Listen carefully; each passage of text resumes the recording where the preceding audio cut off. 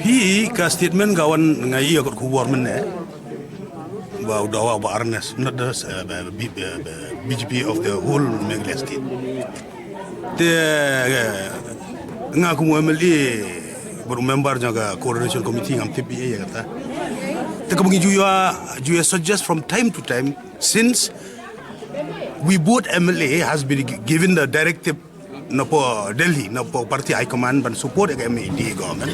Accordingly, he comply with the directive of the party, he support the MD. Then ang kapor sa kapor kamu ju ay yaki statement sa press, kamu ju ay yaki suggestion. Ladan kano allegation, ladan ka problem, the suggestion. Day ban khot sa yaki member jong ka coordination committee ban discuss yaki no activities jong ka present government. The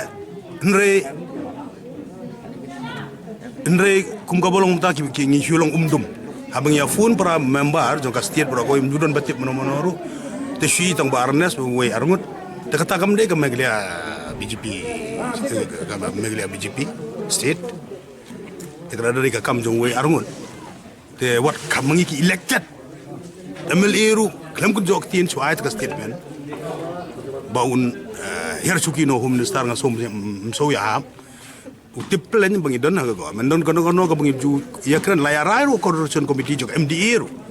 Haga jok BJP ro laya shime karai. Buka don kono gini songlang baro ki elected MLA baro ki member. Te what haga coordination committee ki song all party meeting jok MDA government ro ngilayarai ka chu. Ba kinder henceforth kin no statement haga party ngi dia discuss internally. Teka iper bengi di benra laga desho gubernur, naga desha Delhi, naga desho chief minister, lani chief concern, cabinet minister, kata kamu kini discuss swake. Ten super meeting kubor berdawa, bala kamen rumboy umde BJP ude UDP, lari bendawa dengan dawa UDP ke, beli naya dawa tu BJP, ban her cuki, that is very wrong. Ban ngim TPA hiru, yang kan naya kalaban dek statement jong usimet.